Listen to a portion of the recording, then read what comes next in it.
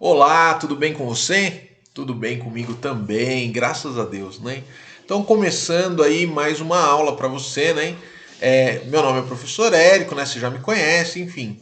E eu quero falar hoje para você sobre três coisas, né? Eu falei aí em um dos vídeos sobre respeito e algumas pessoas mandaram mensagens aí perguntando algumas coisas e eu tinha dito que essa parte de respeito é alguma coisa que eu já tinha falado dentro de uma aula e tudo mais, e as pessoas pedindo para que eu contasse mais a respeito disso.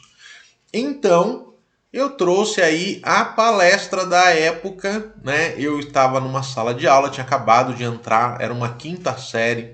Eu lembro que nessa quinta série não era o quinto ano, né? É o que hoje é a sexta série. E no dia eu entrei, ainda estava tendo aquela mudança de série para ano, né? E quando eu entrei nessa quinta série, era um caos, um verdadeiro caos. E eu pensei assim, como é que eu vou explicar para eles o que é que eu quero na minha aula, né? E ali, como que, né, por uma resposta divina, veio essas três palavras na minha cabeça, eu anotei na lousa sem saber exatamente onde eu ia chegar com elas, mas era aquilo que eu esperava deles na minha aula. E aí eu passei a explicar cada uma dessas palavras. E aí eu falei para eles que era então o segredo do sucesso.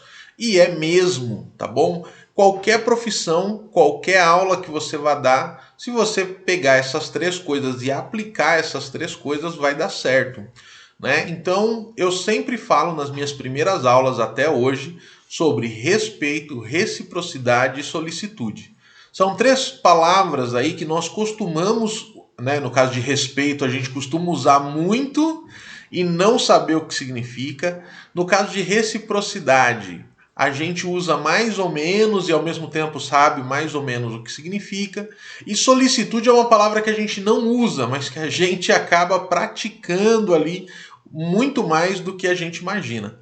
Então, eu vou comentar esses três aqui. Foi tema de palestras que eu já dei, tá bom?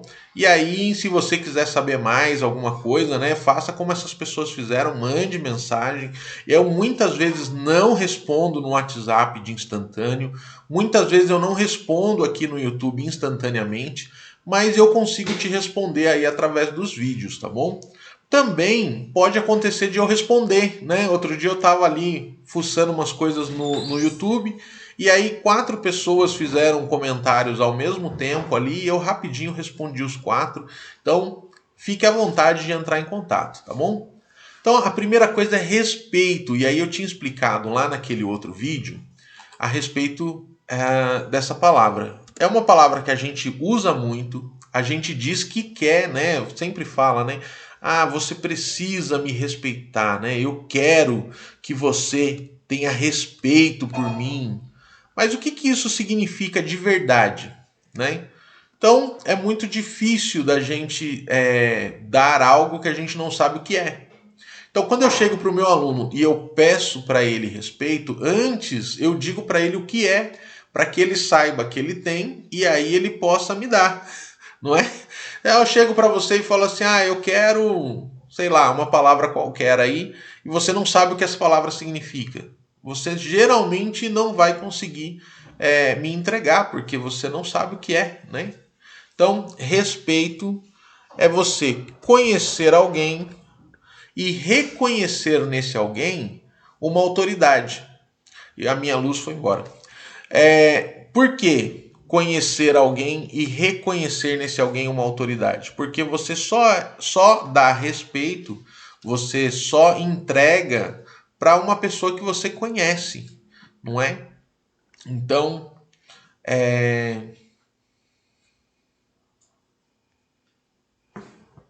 voltou. Então, assim, você só dá respeito para uma pessoa que você conhece. Só que essa troca mútua de respeito, ela precisa que a pessoa também te conheça. Então, é você conhecer alguém e reconhecer nesse alguém uma autoridade, tá bom? Então, conhecer e reconhecer uma autoridade. E veja bem, essa autoridade não é eterna, tá bom? Ela tem um tempo para iniciar e terminar. Então, por exemplo, né, no caso de um juiz de futebol, foi o que eu tinha passado no último no último vídeo, né? O caso do juiz de futebol, ele tem ali autoridade por 45 minutos do primeiro tempo, 45 minutos do segundo tempo.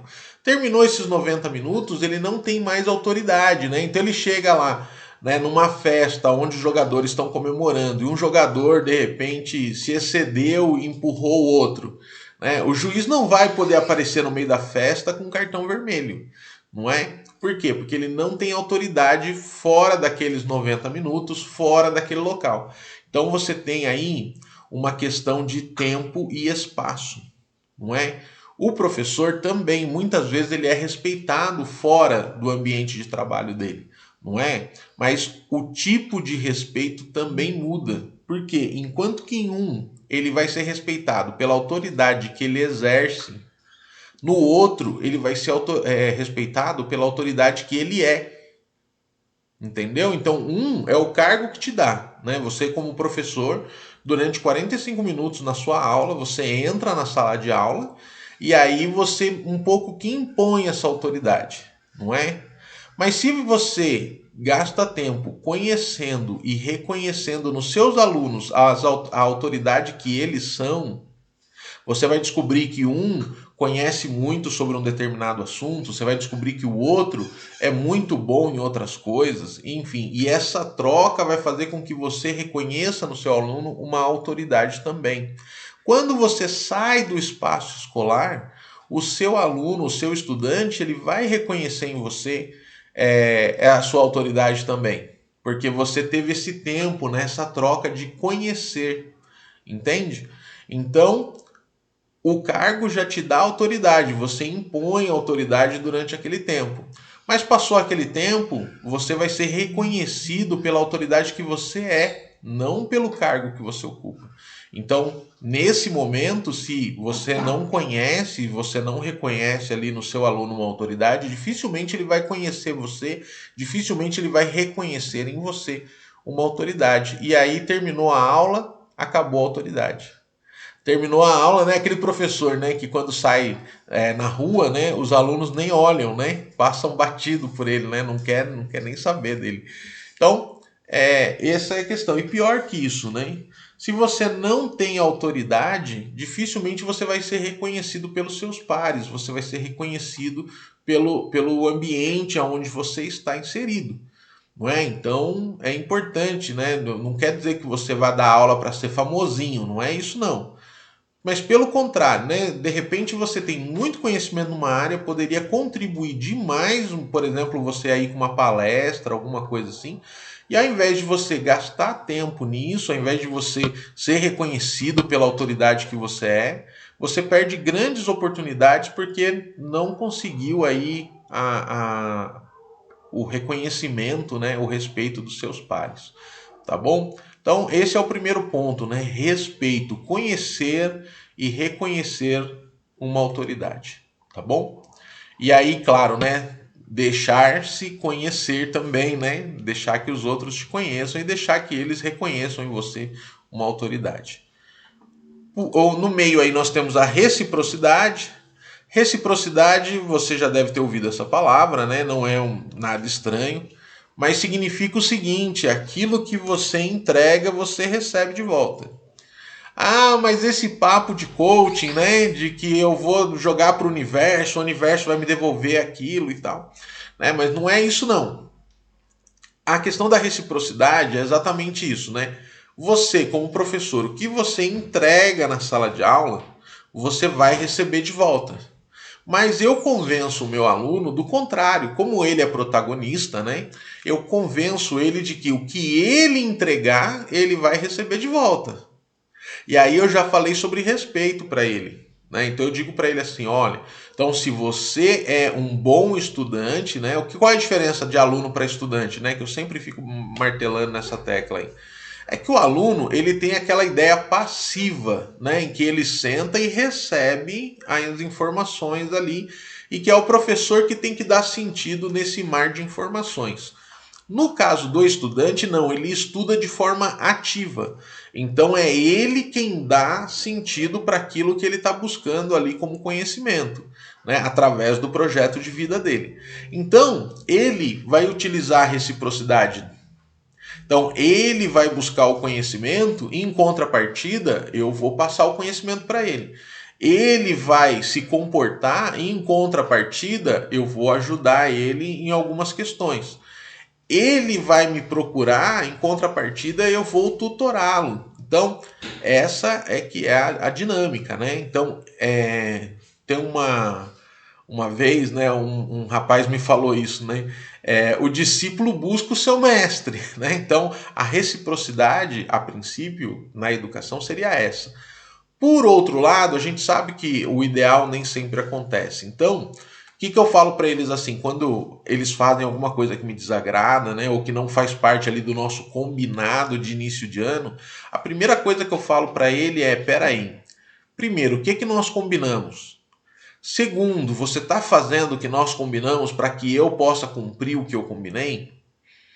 Aí gera ali uma reflexão, né? Olha, você acha que a forma como você está agindo é apropriada para o ambiente escolar?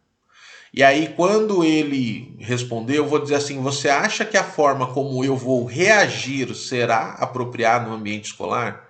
Qual que é a sua intenção? Qual que é o seu objetivo? E aí a gente vai fazendo com que o próprio estudante vá percebendo que as coisas que ele tem feito precisam ser adequadas com o que ele espera, né, de futuro. Então, é bem isso, né, bem nesse sentido. E eu falo para eles o seguinte, olha, o que você emanar para o universo vai te devolver, né? Mas eu não falo isso de forma mística. Não, é verdade. Que eu vou fazer para receber aquilo que eu tenho por objetivo receber? E aí ele vai ficar pensando no seguinte: tem coisas que eu faço na vida sem objetivo nenhum, sem propósito. Lembra que o professor ele vai fazer as coisas de forma intencional? Então, tudo que o professor faz precisa ser intencional. Nós temos aí o princípio da intencionalidade. E eu vou aplicar isso com o meu aluno. O meu aluno, tudo que ele vai fazer, o meu estudante, tudo que ele vai fazer, ele precisa ter intenção, objetivos, metas. E aí, quando eu explico isso para ele, ele fala assim: não, realmente eu agi, eu fiz dessa forma, eu nem sei por que eu falei isso, eu não sei por que eu reagi assim. Muitas vezes ele fala assim, professor, eu estou meio perdido, não sei exatamente o que eu estou fazendo na escola. E aí eu pego lá o projeto de vida dele, eu converso com ele, às vezes a gente conversa ali sobre coisas socioemocionais, enfim. E aí a gente tem um novo direcionamento. Então, reciprocidade é uma das coisas que a gente trabalha muito, mas nesse sentido, tá bom? Sem essa coisa mística, né? Mas ao mesmo tempo trazendo aí objetividade para isso, tá bom? Então nós temos aí a lei do respeito, a lei da reciprocidade, né? E aí, por último, eu tenho a solicitude. O que é a solicitude? A palavra que a gente quase não usa, não é? Mas solicitude significa ser solícito, né? E ser solícito é ser prestativo. Então eu falo para ele o seguinte, olha, se você tem respeito pelas pessoas que te cercam, se você se deixa, né, se abre aí para as pessoas, para que as pessoas possam conhecer você, e as pessoas reconhecem em você a autoridade, elas vão reconhecer ainda mais quando você fizer as coisas de forma intencional, a minimizar os problemas, a resolver os problemas, né? E aí também se você for prestativo. Então você viu um papel no chão, não é aquele papel no chão, não é assim. Isso serve para professor também, hein? Viu lá o papel no chão? Cadê a mulher da limpeza que não chega, né? Não, o papel tá ali, foi você que viu, o papelzinho é seu. Pega o papelzinho e põe no lixo. É ou não é? Então, teve num dia aí, nós temos lá um projeto, né? E eu tenho trabalhado um pouco com eles, é sobre limpeza, né? Faz um tempo já que a gente trabalha esse projeto, todo lugar que eu vou eu busco implantar esse projeto. Eu tenho 3 projetos que andam comigo, né? Um de biblioteca, um de jornal, um de limpeza. Então, esse de limpeza eu ainda não implantei, mas estou implantando ali aos poucos do jeito que eu consigo. E aí os alunos saíram e tal, eles realmente tinham recolhido papéis, tinham recolhido papel de bala e tal, mas a sala ficou suja, ficou com coisinha de apontador pro chão, enfim, um rolo. E aí eu fui lá, peguei a minha vassourinha, peguei a pazinha e varri a sala. E aí um monte de gente, né, passava assim, via, e alguns alunos vendo, mas professor, por que o senhor está fazendo isso daí? Aí eu explicava para ele, não, é que a sala ficou cheia de coisinha no chão, os alunos saindo, eu vi que está sujo aqui, estou fazendo, estou sendo prestativo, estou sendo solícito, né? Estou ajudando naquilo que eu posso. E aí chega um aluno e fala assim, posso te ajudar? Eu falo, segura a pazinha aí. Aí veio o outro e falou assim, posso tirar as carteiras do lugar? Eu falei, pode, me ajuda, né? E aí a gente foi trabalhando. Não precisava tirar as carteiras do lugar, óbvio. Mas ele queria fazer, faz aí, e aí a gente limpou a sala juntos. Então, ali eu consegui influenciar positivamente mais dois. Então é nesse sentido, né, de você ser prestativo. Quem é prestativo, eu sempre falo para os meus alunos isso aqui, ó. Quem é prestativo, presta. Então, você olha para uma pessoa que não presta, significa o quê? Que ela é improdutiva, ela não é prestativa. O que é uma pessoa improdutiva? A pessoa que não produz. Se ela não produz sozinha, ela não vai produzir recebendo.